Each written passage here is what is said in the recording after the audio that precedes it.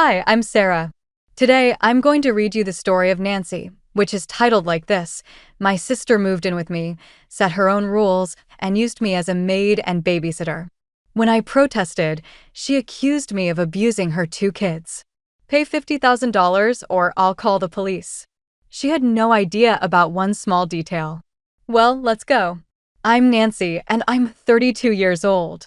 3 years ago, I bought my own house with the money I earned as a programmer. Not bad for a girl who started coding in her dorm room, right? I work for this company that makes home security stuff, cameras, smart home systems, all that tech. The cool part is I developed most of the software myself. My boss loves me because I can work from home and still get everything done. The pay is amazing, so I could afford this beautiful house with 4 bedrooms. I set up my office in one of the spare rooms. It's perfect, big windows, good lighting, and quiet. I only go to the main office maybe once a week for meetings. The rest of the time, I'm here in my pajamas, writing code and making bank. Right after I bought the house, I installed our company's security system everywhere, cameras in every room, around the yard, motion sensors, the works. I even wrote special programs for my laptop and phone so I can watch my house from anywhere. Pretty neat, right?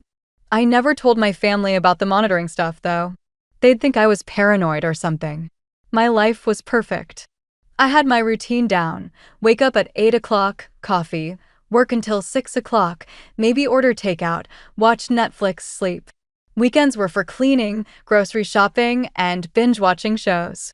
No drama, no stress, just me and my code. Then my older sister, Sarah, called me. She's 35 and has 2 kids, Jake, who's 9, and Tommy, who's 7. Her husband ran off with some 22-year-old waitress about 2 years ago. He doesn't pay child support either, so Sarah's been struggling. I've been helping her pay rent on her apartment because, well, she's my sister, and those kids need a roof over their heads. Nancy, I need to talk to you about something, Sarah said on the phone. Her voice sounded weird, like she was planning something. Would it be okay if we came to visit this Saturday? The boys miss their aunt. I smiled. I did miss my nephews. They were good kids, even if they could be a handful sometimes. Sure, that sounds great. I'll make lunch for everyone. Saturday came, and I was excited. I cleaned the house, bought groceries, even got some of those fruit snacks the boys love. I was making sandwiches when I heard Sarah's car pull into my driveway. I walked outside to greet them, but something felt off. Sarah was pulling suitcases out of her trunk, not just overnight bags, big suitcases, like moving-sized suitcases. Hey, guys, I called out, trying to keep my voice cheerful. Jake and Tommy ran over and hugged me. Aunt Nancy, look, we brought all our stuff, Tommy said, pointing at the pile of luggage. My stomach dropped. All your stuff. Sarah was already carrying bags toward my front door. Boys, help me with these boxes. I followed them inside, my heart racing. Sarah was directing the kids to put boxes in the living room like she owned the place. Sarah, what's going on? This looks like more than a weekend visit. She straightened up and looked at me with this determined expression I remembered from when we were kids, and she wanted something. I moved out of the apartment. We're going to live here with you. You have 3 empty bedrooms. The boys need stability, and I need help. You work from home anyway, so you can watch them when I'm busy. No, absolutely not. I'll help you find a new apartment, but you can't just move in here without permission. Sarah's face got that stubborn look. She pulled out her phone and dialed a number. Hi, Mom, it's Sarah. Yeah, we're here at Nancy's, just like we discussed. Yes, she's being difficult. Here, talk to her. She shoved the phone at me. I had no choice but to take it. Nancy, honey, what's wrong? Mom's voice was all sweet and concerned. Mom, did you know Sarah was planning to move into my house? Of course, dear. We talked about it last week. Sarah needs help, and you have all that room. You should be happy to help your sister and those poor children. But, Mom, I never agreed to this. I need my space to work, and I can't just take care of 2 kids. Nancy Elizabeth, I'm very disappointed in you. Your sister is going through a hard time, and family helps family. Those children need stability, and you're being selfish. The guilt hit me like a truck. I looked at Jake and Tommy, who were watching me with big eyes, and felt terrible. I handed the phone back to Sarah, feeling defeated. See? It's all settled, Sarah said, smiling. Don't worry, Nancy. We'll stay a few months, just until I find a better job and can afford a nicer place. Maybe even get a babysitter for the boys. I doubted that, but what could I do? The kids were already here with all their stuff, and my parents were clearly on Sarah's side. Fine, I said, but we need to set some ground rules. Absolutely, we'll stay out of your way. I promise. Looking back now, I should have known that promise wouldn't last. The first few weeks weren't as bad as I thought they'd be. Sarah actually kept her word about staying out of my way. She had this part-time job at some retail store, so she'd leave in the morning, pick up the boys from school around 3 o'clock, and come home to make dinner. I could hear them downstairs while I worked in my office, but they were pretty quiet. Jake and Tommy seemed to understand that Aunt Nancy needed her space to work. They'd knock on my office door sometimes to show me their homework or ask for help with math problems, which was actually kind of sweet. I forgot how smart kids could be when they weren't being complete monsters. Sarah was actually being a decent house guest. She did her own laundry, kept the boys' stuff organized in their shared bedroom, and even helped with groceries sometimes. When my parents came over for Sunday dinner, they were all smiles and compliments. Nancy, you're such a good sister, Dad said, patting my shoulder. Look how well everyone's getting along. The boys seem happy here, Mom added, watching Jake and Tommy play video games in the living room. They needed this stability. Sarah beamed at me from across the dinner table. Nancy's been amazing. I don't know what we would have done without her. I felt good about it, honestly. Maybe this temporary arrangement would work out fine. Sarah seemed motivated to find a better job, the boys were doing well in school, and I was still able to work without too many interruptions.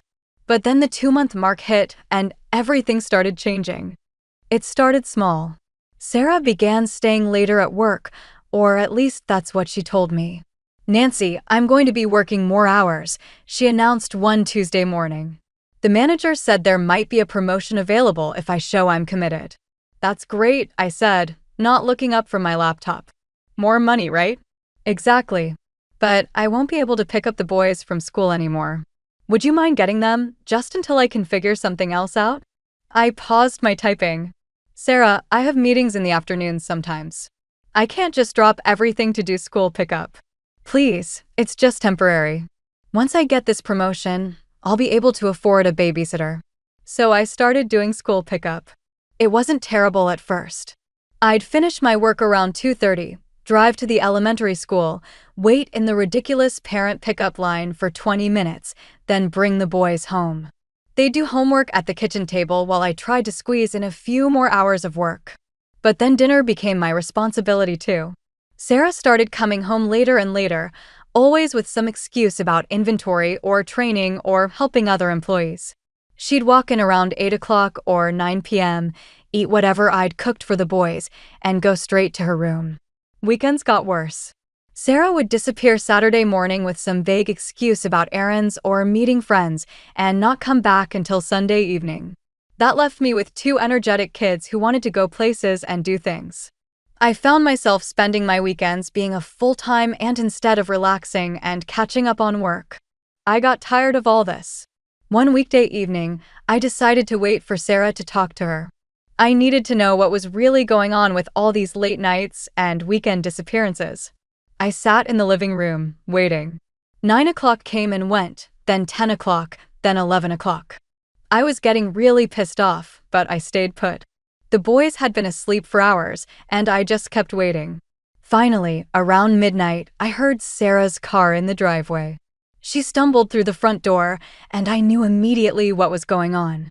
She was drunk, not just tipsy, actually drunk, and she reeked of men's cologne. Sarah, we need to talk. She jumped, not expecting to see me sitting there in the dark living room. Nancy, what are you doing up? Waiting for you. I want to know what's really going on. Are you actually working all these extra hours, or are you just out having fun with men? Her face changed. The fake sweetness disappeared, and she got this nasty look. I'm arranging my personal life, okay? I'm allowed to date.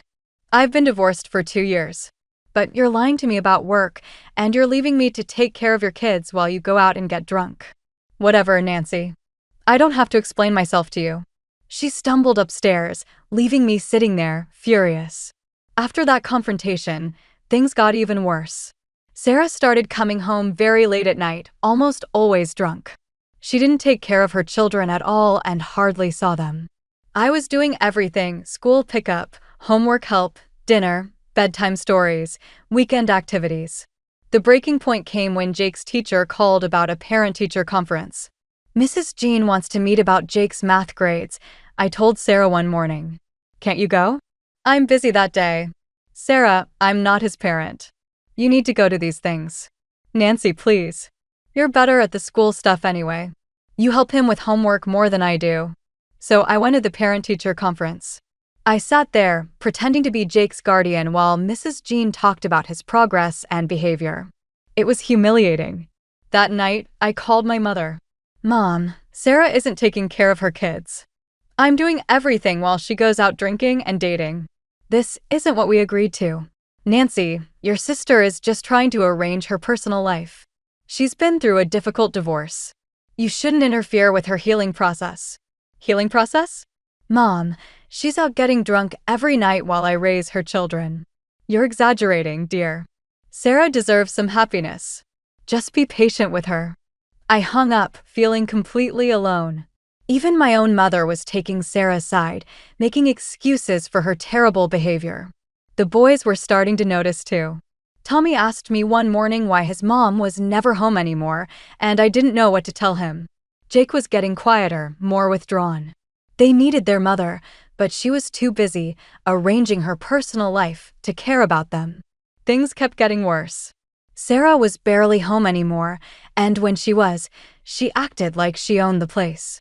She'd eat the food I bought, leave her dishes in the sink, and expect me to clean up after her.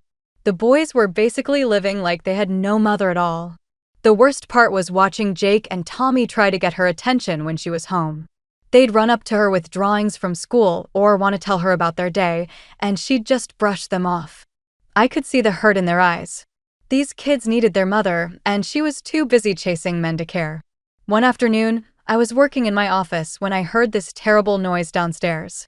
It sounded like something heavy falling and breaking, followed by a scream. My heart jumped into my throat, and I ran downstairs as fast as I could. Tommy was standing in the living room next to my antique vase, which was now in pieces all over the floor. He was crying and holding his leg, and I could see blood seeping through his jeans. "What happened?" I asked, kneeling down next to him. "We were playing tag," Jake said, his face pale. Tommy was running, and he knocked into the table. The vase fell on his leg. I pulled up Tommy's pant leg and saw a deep gash on his shin. It was bleeding pretty badly and definitely needed stitches. "Okay, boys, we need to get Tommy to the hospital right now," I said, trying to stay calm. I grabbed some clean towels and wrapped Tommy's leg, then helped him to my car. Jake climbed in the back seat, looking scared. The emergency room was a nightmare. Tommy was crying, Jake was quiet and worried, and I was trying to fill out forms while not being his actual guardian. The nurses kept asking where his mother was. "She's at work," I lied. "I'm his aunt." After what felt like forever, they took Tommy back to get stitches. The doctor said he'd be fine, but it was a pretty deep cut. They gave him some pain medication and bandaged him up. We got home around 6 p.m. I was exhausted, and both boys were quiet and shaken up. I made them grilled cheese sandwiches and put on a movie to help them relax. Sarah came home earlier than usual that night, around 8 p.m. She walked in and immediately saw Tommy's bandaged leg. "What the hell happened to him?" she demanded. I explained about the accident, how I'd taken both boys to the hospital, how Tommy needed stitches. Instead of thanking me or comforting her son, Sarah exploded. "You weren't watching them. This is your fault, Nancy. You let my child get hurt because you weren't paying attention." I couldn't believe what I was hearing. "Sarah, I was working in my office. The boys were playing downstairs. It was an accident. An accident that wouldn't have happened if you'd been supervising them properly. Are you kidding me right now? You're never here. I've been taking care of your kids for months while you go out and get drunk every night. I work hard to support my children. You don't work." You go on dates, you come home reeking of booze and cologne, and you expect me to raise your kids. The boys were watching us fight, and I felt terrible, but I couldn't stop myself. You're a terrible mother, Sarah. You don't care about Jake and Tommy at all. You just want free babysitting so you can go sleep around. That's when she slapped me hard, right across the face. I stood there, stunned, with my cheek burning. Get out, I said quietly. Get out of my house right now. I'm done with this. You can't kick us out. We have nowhere to go. That's not my problem anymore. You have until tomorrow to find somewhere else to live, or I'm calling the police. Sarah laughed, but it wasn't a nice sound. You won't call the police. Think about what that would do to the boys. She was right, and we both knew it. I looked at Jake and Tommy, who were huddled together on the couch, looking terrified. Fine, but you're leaving tomorrow. I mean it, Sarah. She just smirked and went upstairs. The next morning was Saturday. I was having coffee when Sarah came downstairs, fully dressed and carrying some papers. Where are you going? I asked. Out. I'll be back later. She left without saying goodbye to the boys, who were still asleep. I spent the morning cleaning up the broken vase and playing with Jake and Tommy, trying to act normal. Sarah came back around noon, and she had this weird, triumphant look on her face. Nancy, we need to talk, she said, waving the papers at me. What are those? Medical records from Tommy's hospital visit yesterday. I'm going to file a police report against you for child abuse. I felt like I'd been punched in the gut. Sarah, are you insane? I'm going to tell them that you threw that vase at Tommy's leg on purpose because you don't want us living here. No one will believe that. It was clearly an accident. Sarah's smile got wider and nastier.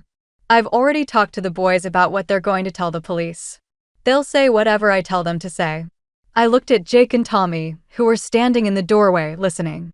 They looked confused and scared. Sarah turned back to me. I'll teach them what to say. Kids are easy to manipulate when they're scared. You're sick, Sarah.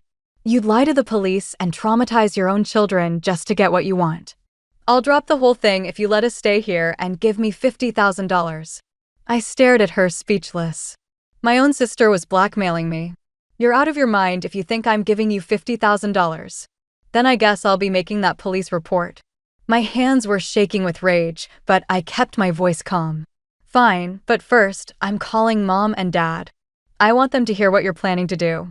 Sarah shrugged. Go ahead. They'll take my side, like they always do. I called my parents and asked them to come over for dinner to discuss Sarah's future living arrangements. I didn't tell them about the blackmail over the phone. While we waited for them to arrive, I went in my office and logged into my security system's cloud storage. I found the video of Tommy's accident from yesterday. The camera in the living room had caught the whole thing, the boys running around, Tommy bumping into the table, the vase falling and cutting his leg. It was clearly an accident. I also found several videos of Sarah coming home drunk late at night, stumbling around, smelling like she'd been out with men. I copied everything onto a USB drive and waited for my parents to show up. Sarah had no idea what was coming for her. My parents arrived around 5 p.m., and they were clearly annoyed about having to come over. Nancy, what's this all about? Dad asked as he walked through the door. We had plans tonight. We need to discuss Sarah's living situation, I said, trying to keep my voice steady. Mom immediately got defensive. If you're trying to kick your sister out, Nancy, I'm very disappointed in you. Just sit down, please, both of you. We gathered in the living room. Sarah was sitting on the couch with this smug look on her face, like she knew she'd already won. The boys were upstairs in their room. Mom, Dad, Sarah has been blackmailing me, I started. What? Mom looked shocked. Nancy, that's a terrible thing to say about your sister. She threatened to file a false police report against me for child abuse unless I give her $50,000 and let her live here permanently. Sarah jumped up. Nancy's lying. She hurt Tommy yesterday, and now she's trying to cover it up by making me look bad. Sarah hit me across the face last night, I continued, and she's been coming home drunk almost every night while I take care of her children. Dad shook his head. Nancy, you're being dramatic. Sarah just needs time to get back on her feet. She's been using me as free childcare while she goes out drinking and dating. I've been doing everything: school pickup, homework, cooking, cleaning. She doesn't take care of her own kids. Your sister is trying to rebuild her life after a difficult divorce, Mom said. You should be more understanding. Sarah was nodding along. Nancy doesn't understand what I've been through, and now she's making up stories because she wants us gone. I'm not making anything up, I said, standing up and walking to my laptop. And I can prove it. I plugged in the USB drive and pulled up the video from yesterday's accident. This is security footage from my living room yesterday when Tommy got hurt. My parents and Sarah watched the screen as the video played. You could clearly see the boys playing tag, Tommy running and bumping into the table, and the vase falling and cutting his leg. It was obviously an accident. Sarah's face went white. Nancy, where did you get this? I have security cameras throughout the house. I've had them since I moved in 3 years ago. You've been spying on us? Sarah's voice was getting shrill. It's my house, Sarah, and it's a good thing I have cameras because they caught your lie. I clicked to the next video. It showed Sarah stumbling through the front door at 1 a.m., clearly drunk, bumping into the wall. This is from last Tuesday night. You told me you were working late. Another video, Sarah coming home at midnight on Friday, reeking of cologne and barely able to walk straight. And this is Friday. You said you were at a work training. My parents were staring at the screen in shock. Dad's mouth was hanging open, and Mom looked like she'd been slapped. Sarah, Mom said quietly, is this true?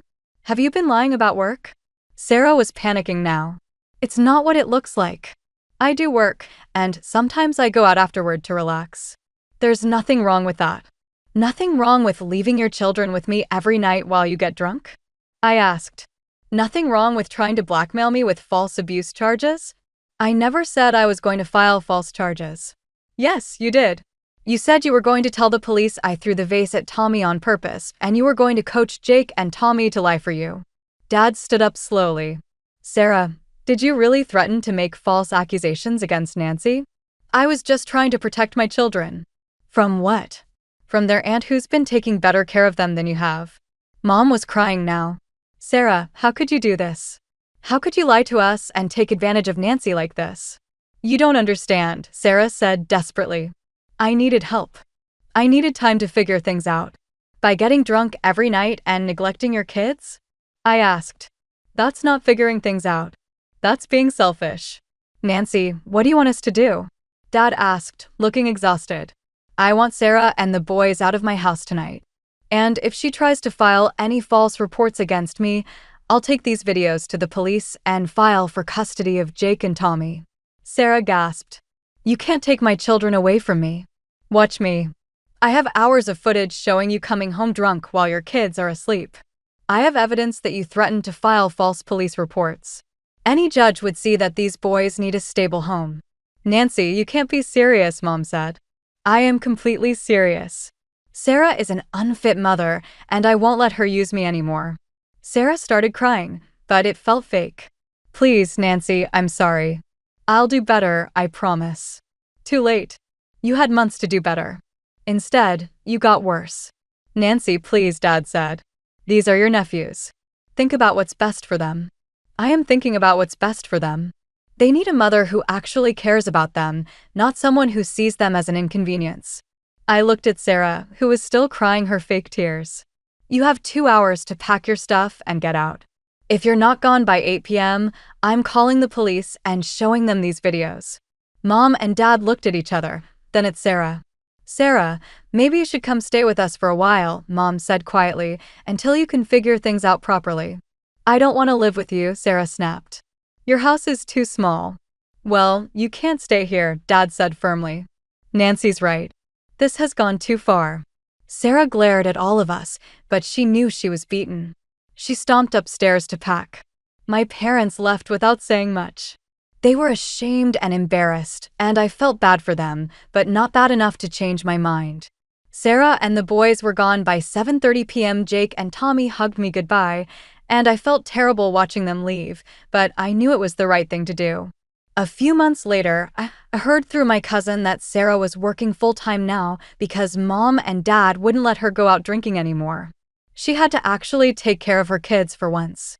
The house felt quiet without the boys, but it was my quiet again.